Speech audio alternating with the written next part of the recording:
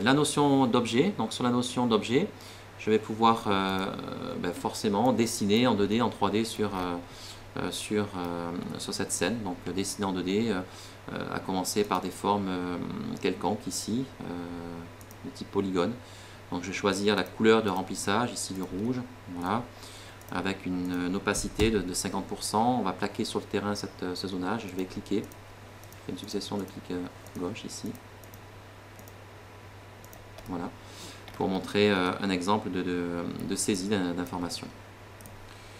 Je vais pouvoir mettre une étiquette également, par exemple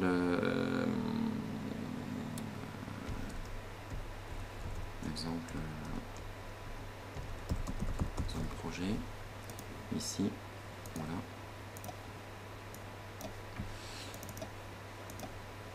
Voilà, donc vous voyez ici une étiquette qui a été rajoutée. Je vais simplement dans mon menu vue ici reprendre l'arborescence de mes informations pour montrer qu'on va pouvoir créer un dossier. Je vais appeler par exemple zone à aménager.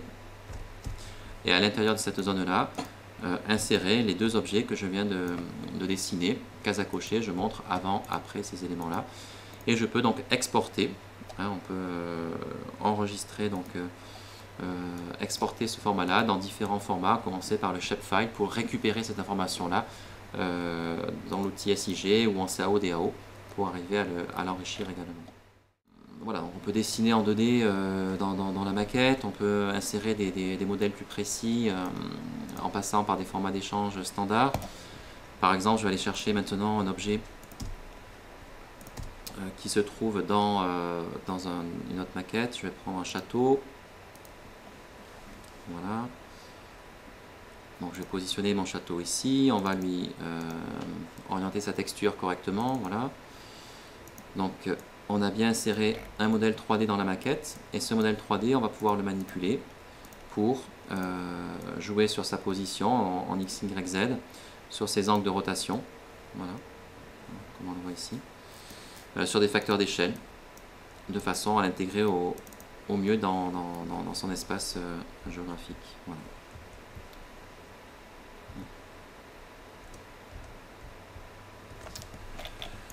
Voilà. Sur les objets, donc, on peut insérer, dessiner en 2D, vous avez vu tout type de forme. On peut donc dessiner, importer des objets 3D, comme on vient de le voir ici. On peut aussi saisir des bâtiments directement dans l'application. Si je me déplace pour revenir sur un secteur, voilà, on va venir sur celui-ci, où il y a voilà, par exemple ici une maison qui n'est pas modélisée en 3D, bien on va pouvoir, grâce à l'outil bâtiment, saisir cette information pour la recréer directement. Voilà. Hop, ici. En précisant la hauteur du bâtiment, donc par exemple ici une hauteur de 10 mètres, et en précisant que les murs sont habillés avec une couleur uniforme, du blanc par exemple, ici. Voilà. On va pouvoir également lui demander de gérer des orientations sur les toits, donc un toit angulaire, comme on le voit ici, hein, avec des décalages qui apparaissent.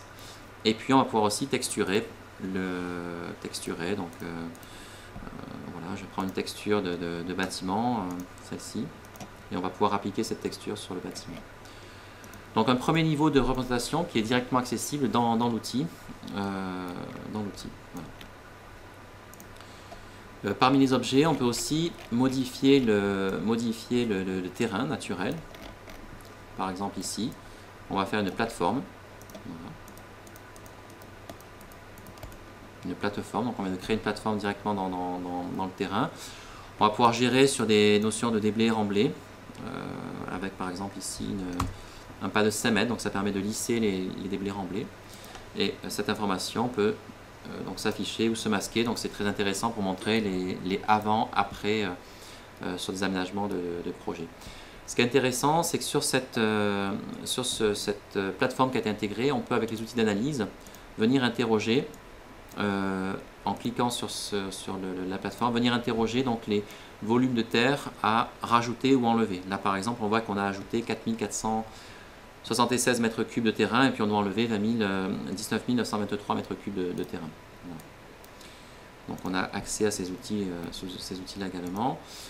On peut faire également des trous dans le terrain. Ça nous amène sur la vision souterraine. Donc on a effectivement la possibilité de basculer en mode souterrain. C'est le cas ici. On s'est amusé à remodéliser un tunnel. Donc là pour l'instant on ne le voit pas. Et je vais donc l'activer en cochant la case ici, voilà, pour faire apparaître le tunnel. On peut passer en mode souterrain, donc tout le sursol est rendu transparent, et ensuite on va voir l'objet en lui-même souterrain. Voilà. On va reprendre un petit peu de hauteur et retrouver cet objet donc souterrain qui est ici. Dans les objets, donc, on peut aussi dessiner des volumes, en 2D, en 3D. On va aller sur ce secteur-là. Et on va par exemple dessiner une forme en 3D. Ici, donc avec des gestions de couleurs bien évidemment. Et cela permet facilement de montrer des intentions de projet avant d'avoir des choses plus précises fournies par l'architecte. Voilà. Là encore, on n'est pas limité, on a toutes les primitives géométriques possibles pour dessiner en 3D dans la maquette.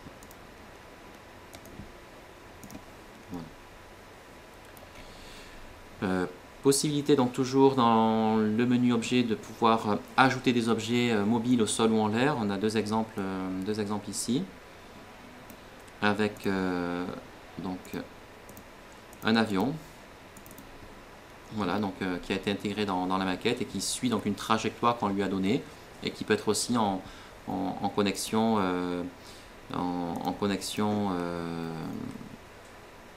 GPS si on le souhaite. Voilà. C'est vrai aussi pour des véhicules au sol. Donc là on a aussi un camion de pompiers qui va se déplacer sur le terrain et qui peut être synchronisé avec une position GPS.